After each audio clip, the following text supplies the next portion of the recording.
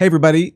It's a Jimmy Dore show. I'm Aaron Maté, sitting in for Jimmy, and we're here with Kash Patel, former senior U.S. official and former senior investigator on the House Intelligence Committee.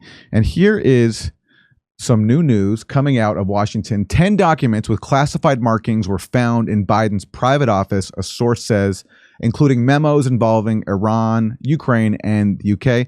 And then a follow-up story. This just broke. Biden aides find a second batch of classified documents at a new location.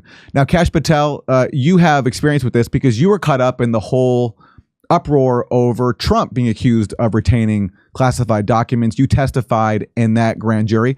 What is your reaction to seeing Joe Biden being accused of the same offense? Well, it's the one thing I want to educate people on, and that's what we're talking about, is the classification authority system and what is actually the law and what isn't. What I've been saying way before Mar-a-Lago was even known was that the president is a sitting president, that is the sole arbiter of classification, meaning he can classify and declassify anything at will. You know who is not? A sitting vice president. And it was structured that way after 9/11 when the Office of Director of National Intelligence was created to vest that authority solely in the commander-in-chief as the overseer, and he can delegate some of that down as he sees fit.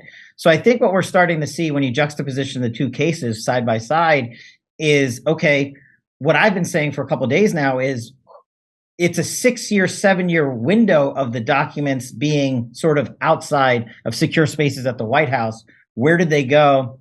And I asked yesterday, are they going to search other places? And lo and behold, today we find out that there was a second batch. What's bothersome to me is not necessarily to make Joe Biden a political target that doesn't help the national security of America.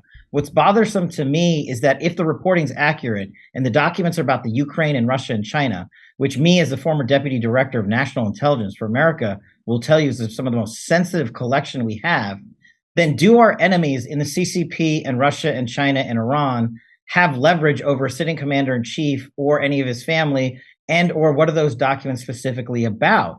And so I want this other committee we talked about in the first instance, or any committee of Congress, to go in there and get these documents. And what I don't want to have happen is this government come back and say, oh, sources and methods, you're gonna kill people. Aaron, you and I both know, and you reported it, that you can do it in a smart way. Nobody died during our Russiagate disclosures. No sources were exposed. No enemies were harmed. Well, some egos died, Kash. Some fragile liberal egos died that were really vested in believing that Donald Trump was controlled by Vladimir Putin. That died. Yeah. But, and we just need to smash what I've been doing for so long is trying to smash through some of the fake news reporting, because at the end of the day, I'm cheering for every commander-in-chief we have. Yes, I'm a Republican, and I was in the Trump administration. I was very vocal about it. But if Joe Biden doesn't succeed, then the CCP and Russia and China win, and Iran wins. And that's not good for anybody. So this, unfortunately, is just the beginning. And I'm glad to see that President Biden said he was voluntarily cooperating. But this is like a 6-year, 7-year trail. As the mouse goes across the window screen on your keyboard, this is a long time for documents and many places for them to have moved. So we just need to get them all back. And then there needs to be an investigation on who was involved and if there was any nefarious conduct behind it. I don't know. I'm not in government anymore. I don't have any intelligence or classified accesses. I just see what's out there. But I think it was placed in certain media, like Ken Delanian broke today's news story. It's very favorable for certain parts of the sector and the media to report on. I don't think that's a coincidence. And I don't think that it's a coincidence that CNN is getting the specific type of documentation that was found in these places. If I'm personally guessing, I think there's people in what I call the deep state, whether you think it agrees or not, that are Democrats that don't want Joe Biden to run. And this may achieve that end result, and while also securing basically a resolution to the Hunter Biden matter at the same time, and then setting that whole issue aside, and then them bringing in somebody else. Maybe that's me being conspiratorial, but that's what I'm seeing.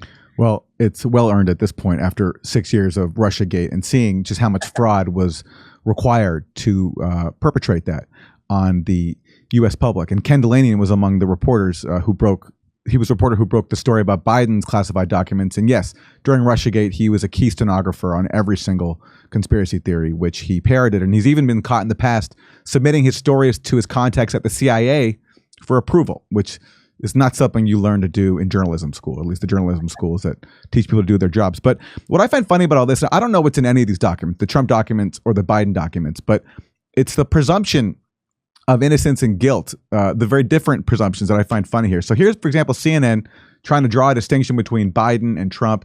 It says with Biden, it's under 12 documents total. Some of them are top secret. He's cooperating. Lawyers found and alerted the archives. Whereas with Trump, it's more than 160 documents that are secret. 60 are top secret. He's under investigation for obstruction. There was an FBI search after Trump ignored a subpoena. Kash Patel, you were implicated in all this. But you testified to a grand jury about the Trump incident. Do you want to respond to this effort to draw a distinction between these two cases?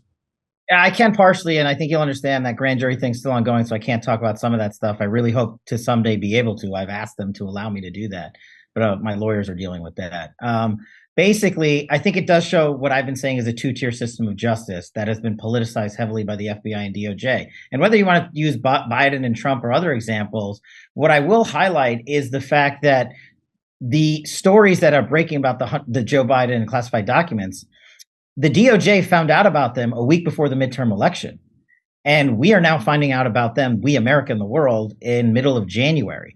That means they withheld it. But the key point is the DOJ and Merrick Garland appointed a special counsel with the knowledge that Joe Biden had possessed possibly classified information unlawfully and didn't appoint one for him, which is a drastic disparate treatment for me as a federal prosecutor when the very purpose of a special counsel statute, the regulation is, if there is a conflict of interest or a matter that DOJ can't basically take on, there's a special counsel. I think Merrick Garland owes us an answer as to if he knew that knowledge, which is now reported that he did, why didn't he appoint two or one man to investigate both?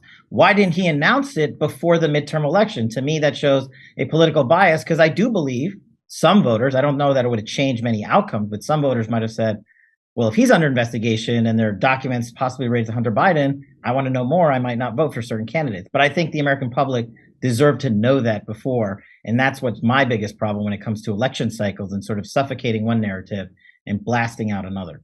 Everybody, we're doing live stand-up comedy in Los Angeles in January and February in Los Angeles. And then we're going to Tempe, Palm Springs, Milwaukee, Minneapolis, Nashville. Go to jimmydore.com for a link for all those tickets and become a premium member while you're there.